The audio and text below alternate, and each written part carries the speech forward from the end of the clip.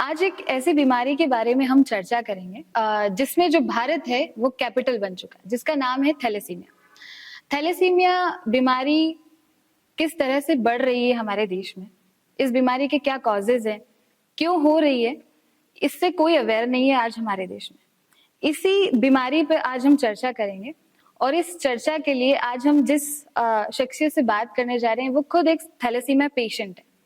Thalassaemia patient इससे कैसे सफर करता है, क्या उस पर्सन की जर्नी रहती है, उसने अपने लाइफ में क्या क्या फेस किया होता है, वो सारी चीजें आज हम उनसे ही जानेंगे।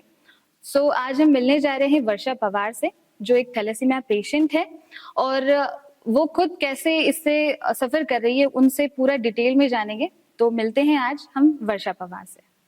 सबसे पहले तो मैं थोड़ा सा करेक्शन करना चाहूँगी Okay. कि मैं और मेरे जैसे जो भी थैलेसीमिक्स है, हम अपने आप को थैलेसीमिया पेशेंट कभी मानते ही नहीं हैं।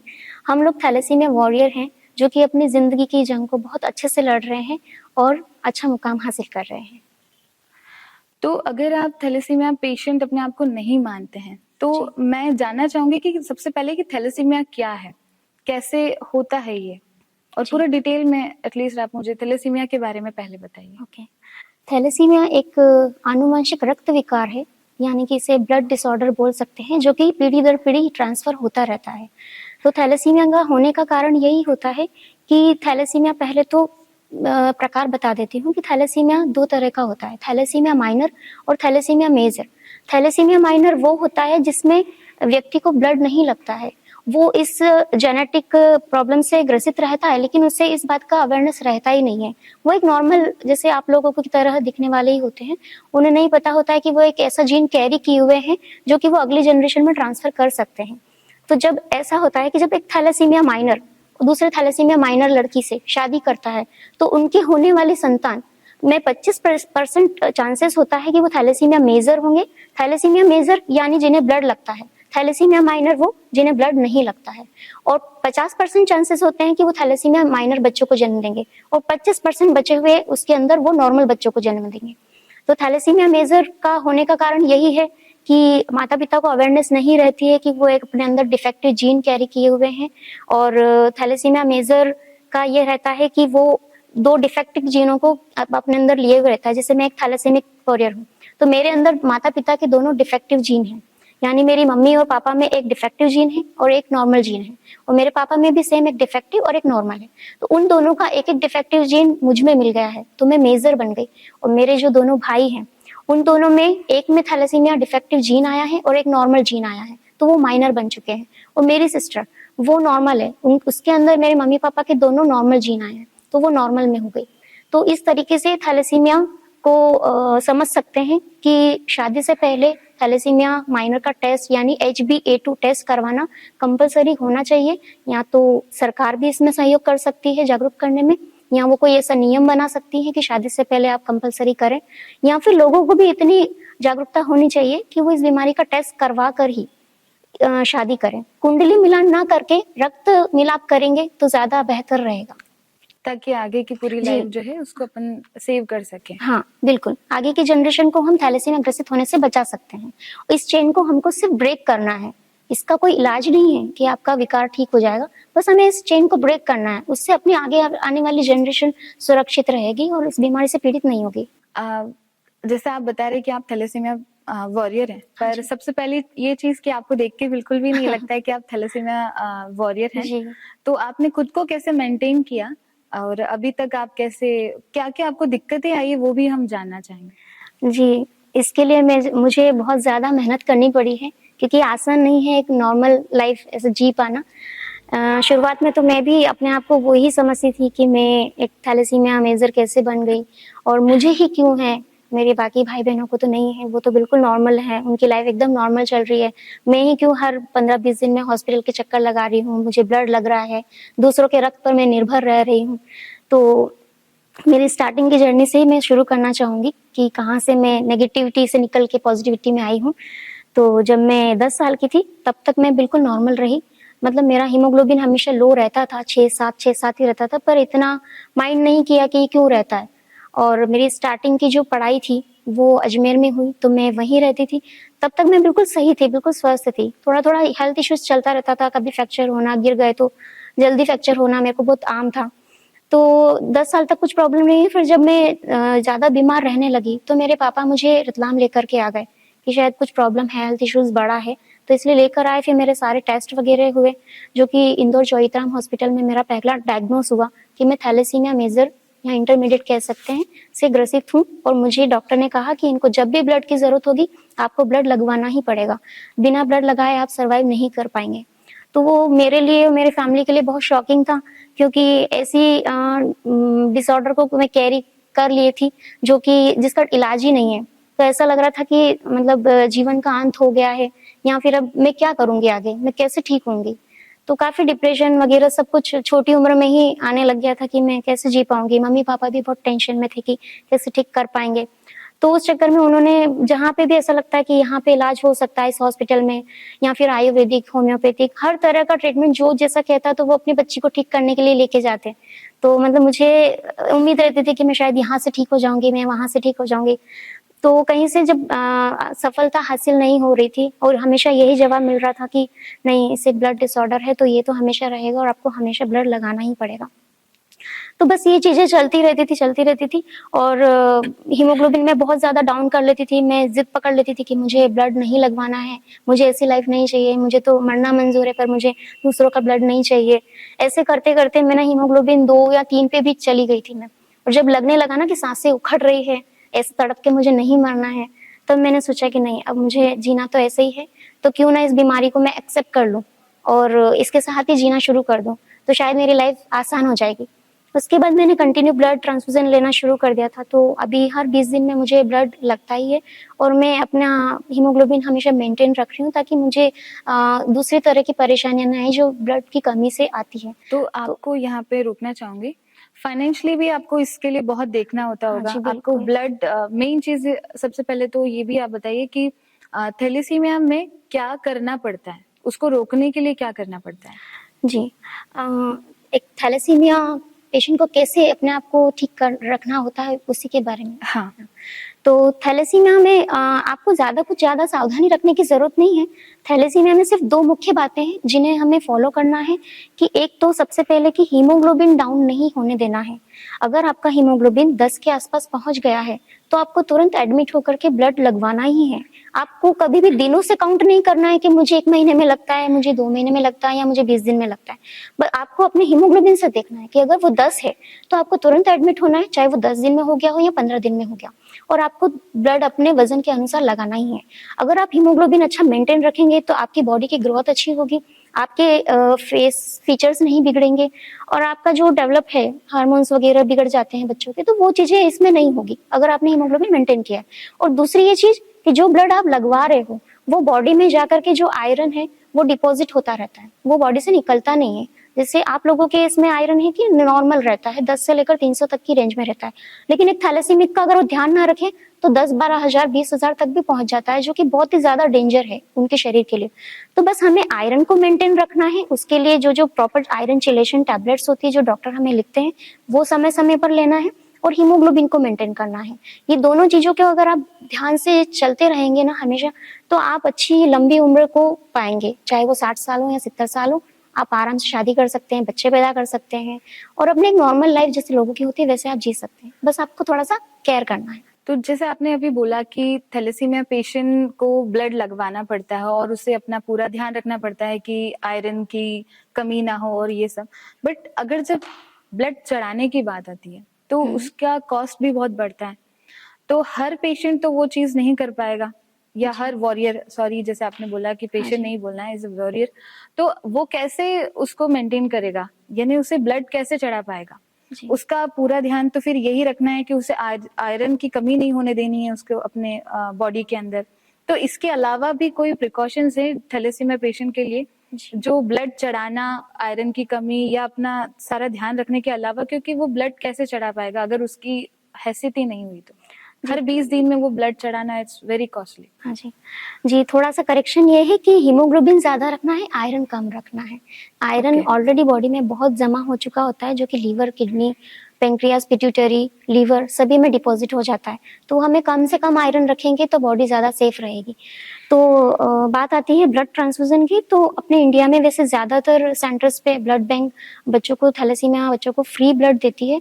उसके बदले में वो ना तो डोनर मांगती है, कहीं कहीं होता है जहाँ डोनर्स की ज़रूरत रहती है क्योंकि ब्लड काफ़ी खपत होती है बच्चों के पीछे, तो कहीं कहीं डोनर्स लगते हैं, बाकी पैसा वगैरह कहीं पर लेते नहीं है। कहीं कहीं पे लगते भी, अगर कुछ एक्स्ट्रा अलग तरह का ब्लड अगर दिया जाता है तो ये रही एक बेसिक सी बात कि ये तो जरूरत ब्लड की है ही सही। उसके अलावा जब हम आयरन चिलेशन वगैरह लेते हैं तो वो कुछ बच्चे जो हैं जो प्राइवेटली खरीद के खाते हैं, जो कि अलग तरह की होती है, तो उसमें पैसा आपको लगाना पड़ता है। और कुछ होती है जो गवर्नमेंट सप्लाई में ऑलरेडी मिलती है, तो गवर्नमेंट ने काफ़ी सुविधाएं दी है इसमें, तो आयरन चिलेशन फ्री मिल जाता है, तो बच्चे लेते हैं और अपना आयरन मेंटेन रखते हैं। और उसके बाद में जो कैल्शियम टैबलेट्स होती है, फॉलिक एसिड होती है, या बच्चे के शरीर में कुछ और कॉम्प्लिकेशंस आ गए तो उनके लिए अलग से मेडिसिन होती है।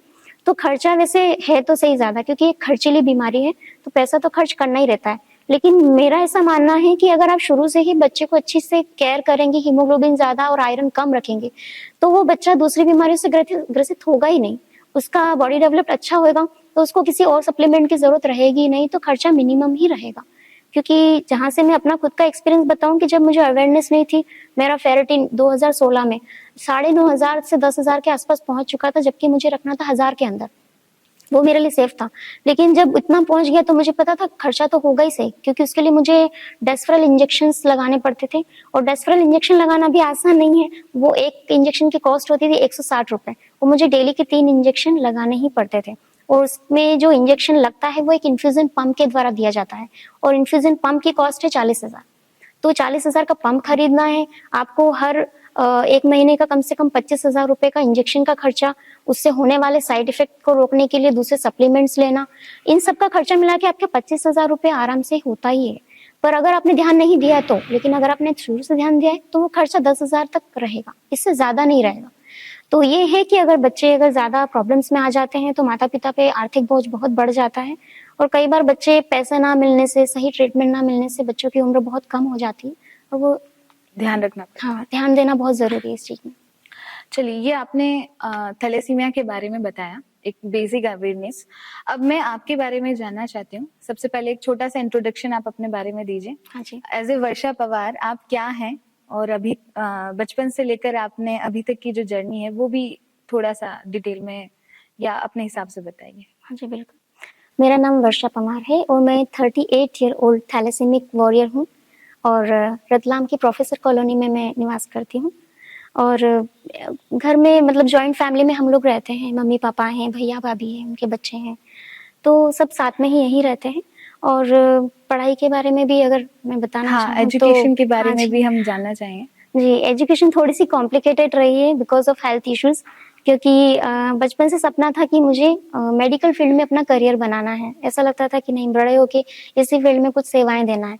लेकिन हेल्थ इश्यूज ऐसे थे कि 12th तो मैंने जैसे तैसे बायो सब्जेक्ट से पास आउट कर लिया था, और उसके बाद में लगा कि हेल्थ ज़्यादा बिगड़ रही है, तो मेरे को 1 साल का गैप देना पड़ा।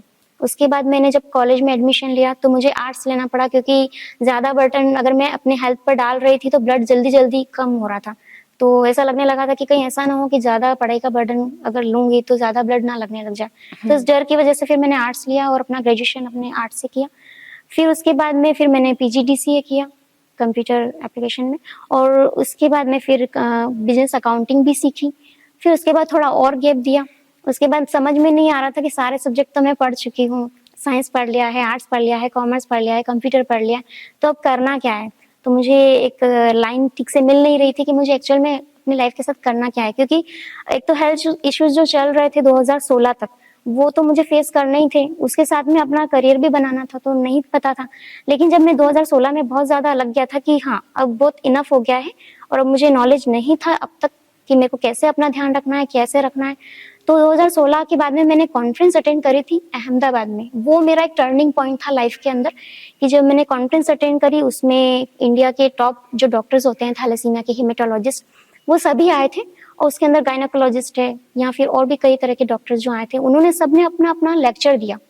तो उसके अंदर मुझे समझ में आया कि अरे थैलेसीमिया तो ये है कि मैं अपने आप को माइनर समझती थी, जबकि मुझे तो ब्लड लग रहा है तो मैं तो मेजर हूँ, और मेरा ये मिसकंसेप्शन था कि मैं माइनर हूँ। जिसको ब्लड नहीं लगता है या थोड़ा बहुत ही लगता है। फिर लगा कि नहीं, थैलेसीमिया मेजर है तो इसमें क्या क्या रखना रहता है कि आपको हीमोग्लोबिन ध्यान रखना है अपना, आपको आयरन कम रखना है, आपको मेडिसिन वगैरह प्रॉपर लेना है।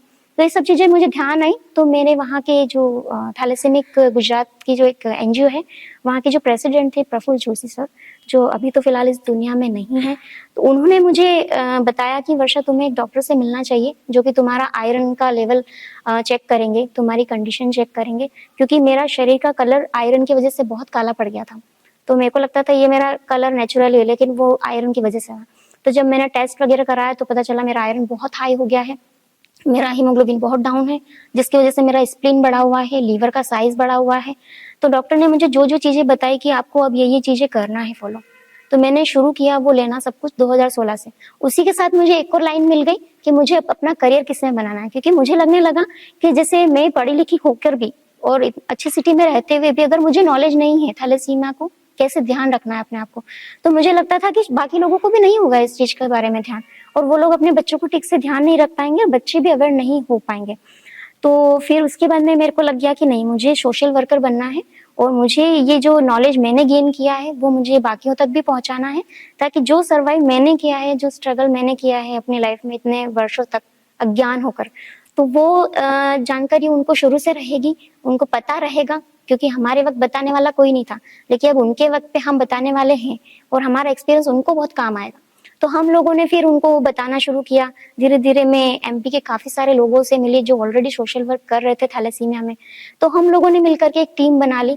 उसके साथ ही मैंने अपना खुद का ध्यान तो रखना शुरू किया ही सही, साथ में सोशल एक्टिविटी में मैं जुड़ गई और सोशल वर्कर बनने का सपना मेरा उस समय से शुरू हो गया और मैं 2016 से आज 2023 तक सोशल वर्क कर रही हूँ, बहुत अच्छे से कर रही हूँ अपनी टीम के साथ मिलकर। तो हम ऐसा बोल सकते हैं कि थैलेसीमिया एज ए वॉरियर, या मैं अगर उसे बीमारी कहूँ, तो उसने आपको एक तरह से मल्टी टैलेंटेड बनाया है, बिल्कुल बिल्कुल क्योंकि सही बचपन बात से है। आपने हर तरह की एजुकेशन, हर फील्ड में एजुकेशन ले ली, हाँ जी। उसके बाद आप सोशल वर्क भी बन गए, सोशल वर्कर बन गए। तो इस तरह से तो आपका एक मल्टी टैलेंटेड रूप और निखर के आया है। इस हाँ जी। मतलब एक तरह से इस बीमारी ने आपको और बिल्कुल बिल्कुल। निखार कर एक दिया चीज है। मतलब मैं सुनने में आती है कि जो थैलेसेमिक होते हैं वो थोड़ा एक्स्ट्रा ऑर्डिनरी मतलब इंटेलिजेंट होते हैं, वो Okay. मल्टीटास्किंग भी होती है, क्योंकि जैसे मैं सोशल वर्कर हूँ, वैसे मेरे काफी सारे फ्रेंड्स हैं जो डॉक्टर्स भी हैं और लॉयर्स भी हैं और काफी अच्छी अच्छी फील्ड में वो जॉब वगैरह कर रहे हैं, अपना करियर बनाया है। तो ये बात तो बिल्कुल है, क्योंकि हमें एडल्ट ब्लड मिलता है बचपन से ही, तो हमारा माइंड थोड़ा सा ज्यादा डेवलप्ड हो जाता है इन चीजों को लेकर के कि हम जिस भी फील्ड में काम करते हैं तो बिल्कुल पढ़ाई में अच्छे होते हैं, अपने करियर में अच्छे काफी सक्सेसफुल रहते हैं। तो ये सब चीजें हमारे अंदर है कि हाँ, थैलेसेमिक होना कोई अभिशाप नहीं है। तो आपने अपने जो फ्यूचर गोल्स जो रखे हैं अपने, तो आगे आप क्या करना चाहते हैं एज ए थैलेसीमिया वर्कर? आप सोशल वर्क, जैसे आपने बताया कि आप सोशल वर्कर हैं ऑलरेडी, तो आगे आपने इस बीमारी के लिए अपना करियर बनाने के बारे में सोचा, या किस फील्ड में आप आगे बढ़ना चाह रहे हैं? जी, इसके लिए सोशल वर्क जब मैंने करना स्टार्ट किया था तो उस समय तो बस ये है कि सेवा कर रहे हैं हम लोग, लेकिन एक डिग्री के साथ करना मुझे लग रहा था कि मुझे शायद एक डिग्री लेना चाहिए जो कि एक सोशल वर्कर की डिग्री होती है, MSW। तो मैंने सोशल वर्क में अभी एडमिशन लिया लास्ट ईयर और अभी मेरा 3rd सेमेस्टर चल रहा है एज MSW स्टूडेंट। और मेरा यही है कि जब मेरा MSW कंप्लीट हो जाएगा तो मैं अपना खुद का एक NGO स्टार्ट करूंगी, जिसमें मैं थैलेसेमिक बच्चों की ज़्यादा से ज़्यादा हेल्प कर पाऊँ, उन्हें अवेयर कर पाऊँ। और साथ ही एक चीज़ और इंक्लूड करूंगी कि थैलेसीमिया बच्चों के ऊपर तो मेरा फोकस है ही सही, लेकिन साथ ही जो नॉर्मल लोग हैं जिन्हें थैलेसीमिया के बारे में पता नहीं है, उन्हें जागरूक करना भी मेरा मेन मकसद है। और वो सब तभी संभव हो पाएगा जब मुझे जन सहयोग मिलेगा। उसके बारे में, थैलेसीमिया के बारे में बताऊंगी ताकि सभी लोगों को पता चले और वो अपना शादी से पहले टेस्ट करवाएं, HPLC टेस्ट करवाएं और उसके बाद ही शादी करें। तो मेरे ये दोनों मकसद लाइफ में एक गोल है ही सही कि आपको एज ए थैलेसीमिया हाँ वर्कर ही आगे करना। बिल्कुल। अभी जैसे आपने मुझे बताया, अभी थैलेसीमिया के बारे में बताया, अपनी लाइफ के बारे में बताया, अपनी पर्सनल लाइफ के बारे में। अब मैं ये जानना चाह रही हूँ और हमारी जो ऑडियंस है वो ये जानना चाहेगी कि हमारे देश में, उसके बाद हमारे प्रदेश में, हमारी सिटी में इस बीमारी को लेकर कितनी जागरूकता है और कितने पेशेंट्स हैं, उनको क्या क्या ध्यान रखना चाहिए। सबसे पहले तो हमारी बात अगर निकलेगी तो वो सबसे पहले शुरुआत होगी हमारी सिटी रतलाम से। हाँ जी बिल्कुल। तो रतलाम में कितनी अवेयरनेस है थैलेसीमिया को लेकर, कितने पेशेंट्स है, उनके ऊपर कितना काम किया जा रहा है, फिर हम बढ़ते हैं आगे प्रदेश पर, उसके लिए कितना काम किया जा रहा है। और जैसे कि अभी आपने ही बताया था कि भारत कैपिटल बन चुका है, जो एक शर्मनाक बात है कि थैलेसीमिया कैपिटल हो चुका है। तो बिल्कुल उसको रोकने के लिए हमारी जो गवर्नमेंट है या हमारा पूरा जो सिस्टम है वो क्या काम कर रहा है? जी क्योंकि पहले मैंने कभी ये बीमारी के बारे में नहीं सुना, और अब जी जो सुन बिल्कुल। रहे हैं तो बढ़ते ही जा रहे हैं पेशेंट्स डे बाय डे। तो उसको रोकना है, आपने अपने बारे में बताया, बट हमें एज ए गवर्नमेंट को भी ये पता चले कि हम उन आप लोग ही बता सकते हैं कि क्या काम करना चाहिए देश के लिए कि पेशेंट कम होते जाएं। जी बिल्कुल। तो उसके बारे में थोड़ा बताइए। जी, शुरुआत मैं रतलाम से ही करूँगी कि रतलाम में 2016 में जब हमारे पास में थैलेसीमिया बच्चों की लिस्ट थी, तो वो सिर्फ 27 या 30 के आसपास के बच्चों की लिस्ट थी। लेकिन अभी की अगर लिस्ट देखेंगे हम, तो 200 से ज़्यादा बच्चे थैलेसीमिया वॉरियर हो गए हैं। क्योंकि ये सब इस वजह से हुआ है क्योंकि लोगों में अभी अवेयरनेस नहीं है। जैसे कि आप बता रहे हैं कि आपने थैलेसीमिया का नाम पहली बार सुना, इसके बारे बिल्कुल में नहीं। डिटेल में आज पता चल रहा है। वैसे काफ़ी सारे लोग हैं जिन्हें थैलेसीमिया का नाम भी नहीं पता है, तो अवेयरनेस होना तो बहुत दूर की बात है। और ये काफ़ी लॉजिक वाली चीज़ है जो एकदम से समझ में भी नहीं आती, अगर आप नाम सुन भी चुके हो तो भी। तो 200 की संख्या होना ये तो बिल्कुल हमारे लिए अच्छी बात नहीं है, क्योंकि ये सब चीज़ें इसलिए आई हैं क्योंकि अवेयरनेस नहीं है। तो 200 में जो बच्चे हैं वो रतलाम के तो शायद 60-70 या 80 के आसपास ही हैं। जो बाकी के बच्चे हैं वो अदर जैसे गाँव वगैरह हैं या फिर जहाँ पर ब्लड की सुविधा इतनी अच्छी नहीं है, तो वो लोग भी अपने रतलाम में काफ़ी जिलों से आकर के बच्चे ब्लड लगवाते हैं। और रतलाम में थैलेसीमिया वार्ड काफ़ी अच्छा है, तो और ब्लड की सुविधा भी काफ़ी अच्छी है, तो इस वजह से बच्चे यहाँ पर आते हैं। तो ये तो रही रतलाम की बात कि यहाँ इतने बच्चे हैं। लेकिन ऑल ओवर अपने इंडिया की बात करें तो काफ़ी बच्चे हैं, क्योंकि हर साल 10,000 बच्चे थैलेसीमिया से ग्रसित पैदा होते हैं और काफ़ी बच्चों की डेथ भी हो जाती है। तो ये है कि हर साल जनसंख्या तो थैलेसीमिया बच्चों की बढ़ ही रही है, जिसके कारण वह इंडिया एक कैपिटल बन गया है थैलेसीमिया की। तो ये बात बिल्कुल भी अच्छी नहीं है हमारे लिए, और ये हमको इस चीज़ को मिटाना होगा कि अब कैपिटल ना बने। तो उसके लिए हमें यही है कि सबसे पहले तो आम जनता को भी जागरूक होना पड़ेगा कि आप थैलेसीमिया के बारे में जानें, उसको समझें और अपना रक्त मिलाप पहले करें बजाय कुंडली मिलाप के, क्योंकि वो ज़्यादा ज़रूरी है, क्योंकि कुंडली मिले ना मिले, रक्त का मिलना ज़रूरी है। तो इसलिए सबसे पहले तो ये है कि सबको टेस्ट करवा कर ही शादी करना चाहिए, और ज़्यादातर जो यंग है, कॉलेज लाइफ पूरी कर चुके हैं, जो शादी करने जा रहे हैं, उनको करना चाहिए। या फिर मान लीजिए किसी की शादी भी हो गई तो उन्हें भी चिंता करने की ज़रूरत नहीं है। वो लोग भी थैलेसीमिया माइनर का अगर टेस्ट करवा सकते हैं। अगर दोनों हस्बैंड वाइफ थैलेसीमिया माइनर निकलते हैं, तो उनको अपने हर प्रेगनेंसी के टाइम पर होने वाले बच्चे का 10 से 12 सप्ताह के बीच में CVS टेस्ट या फिर प्री नेटल टेस्ट जिसे कहते हैं, वो करवा सकते हैं। उससे पता चल जाएगा कि आपका जो होने वाला बच्चा है कहीं वो थैलेसीमिया मेजर तो नहीं है। अगर वो मेजर है तो उसके लिए गवर्नमेंट परमिशन देती है कि आप अबॉर्शन करा सकते हैं। ऐसे बच्चे को दुनिया में लाने से वैसे फायदा भी क्या है कि जो जिंदगी भर सर्वाइव करे, तो उनके लिए परमिशन है। और अगर थैलेसीमिया माइनर बच्चा है उनके, तो वो पैदा कर सकते हैं, और अगर नॉर्मल है तो वैसे भी। तो ये चीज़ रही आम जनता के लिए, और रही सरकार के लिए, तो मुझे ऐसा लगता है कि सरकार को ऐसा नियम बना देना चाहिए कंपलसरी कि आपको शादी से पहले ये टेस्ट करवाना ही है। अगर ऐसा हो जाता है तो जैसे मैरिज सर्टिफिकेट इशू ना करें अगर किसी के पास थैलेसीमिया का अपना कार्ड ना हो तो ये हमारा एक सुझाव है। सिर्फ बाकी सरकार किस तरीके से काम करती है वो उनके ऊपर है। और एक भूमिका जो होती है वो गायनेकोलॉजिस्ट की भी मेन भूमिका होती है, क्योंकि आजकल के हम देखते हैं कि पहले के ज़माने में घर पर ही माताएं अपनी डिलीवरी करवा देती थी, लेकिन आजकल हर कोई हॉस्पिटल जाकर ही करवाता है। तो अगर गायनेकोलॉजिस्ट इतना जागरूक हो जाएं और वो जो टेस्ट एक प्रेग्नेंट लेडी को स्टार्टिंग में जो 10-12 टेस्ट लिखते हैं, उसके अंदर अगर वो HbA2 टेस्ट लिख दे, तो अगर जैसे जो लेडीज़ हैं वो प्रेग्नेंट है और अगर वो HbA2 टेस्ट करवा लेती है उसी के अंदर, और अगर वो नॉर्मल निकलती है तो कोई दिक्कत नहीं है, उनके हस्बैंड को जरूरत नहीं है टेस्ट कराने की, भले ही वो फिर माइनर हो। तो अगर उनके इसमें माइनर आता है तो उनके हस्बैंड को कंपलसरी हो जाएगा कि वो माइनर का टेस्ट करवाए, HbA2 टेस्ट करवाए। और अगर दोनों ही हस्बैंड वाइफ माइनर निकलते हैं तो जो बच्चा उनका होने वाला है उसका टेस्ट फिर कंपलसरी हो जाए। तो गायनेकोलॉजिस्ट इस चीज को बहुत अच्छे से रोक सकते हैं अगर वो सभी अपने उन टेस्ट के अंदर HbA2 टेस्ट भी कंपलसरी कर दें। पहले HbA2 जो टेस्ट है उसकी कॉस्ट 800 से 900 रुपए थी, लेकिन अब ये वो काफी कम रेंज में और सिविल हॉस्पिटल्स में तो फ्री में होने लग गया। तो ये लोगों को थोड़ा सा चाहिए कि वो अवेयरनेस में अपना योगदान दें। ओके जी। सारी थैलेसीमिया के बारे में हमने डिस्कशन किया, खत्म करते हैं। एक छोटा सा संदेश हमारी ऑडियंस को कि थैलेसीमिया के लिए हमें क्या क्या करना चाहिए। जी, एक चीज़ जो मुझसे छूट गई है वो मैं ये कहना चाहूँगी कि जैसे कई बार जब हम लोगों को कहते हैं कि आप थैलेसीमिया माइनर का टेस्ट करवा लीजिए ताकि आपकी अगली जनरेशन सुरक्षित पैदा हो, तो कई लोग होता है उस चीज़ को दिल पर ले लेते हैं। वो सोचते हैं कि हम थैलेसीमिया माइनर का टेस्ट क्यों कराएं, हम तो बिल्कुल नॉर्मल हैं, हम तो ब्लड डोनेट करते हैं, हम बिल्कुल स्वस्थ हैं, कभी कोई मेडिसिन वगैरह नहीं ली, कभी हॉस्पिटल के चक्कर नहीं लगाए, तो हम क्यों टेस्ट कराएं। तो ये चीज़ नहीं लेनी चाहिए उनको इस तरीके से। उनको बस ये है कि अपना टेस्ट कराना ज़रूरी है, अगर जैसे कहीं से हमें नॉलेज मिला है तो उस चीज़ को खुद पे अप्लाई करना बहुत ज़रूरी है।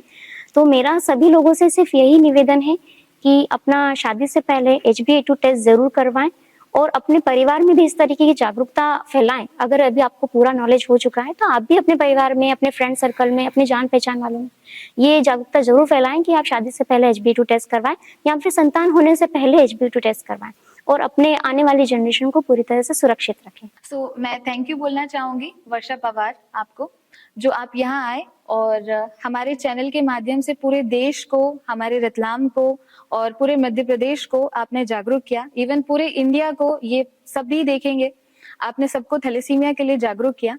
तो बहुत बहुत धन्यवाद कि आप यहाँ आए और आपने सबको इस चीज के लिए जागरूक किया। जी, थैंक यू। सो अब मिलते हैं हम फिर एक नई शख्सियत से मिलेंगे अगली बार, एक नई पर्सनालिटी से मिलेंगे, एक नई इंफॉर्मेशन के साथ मिलेंगे, कुछ नया लेकर आएंगे। सो आप सभी बने रहिएगा नई इंफॉर्मेशन के लिए। तब तक के लिए थैंक यू सो मच।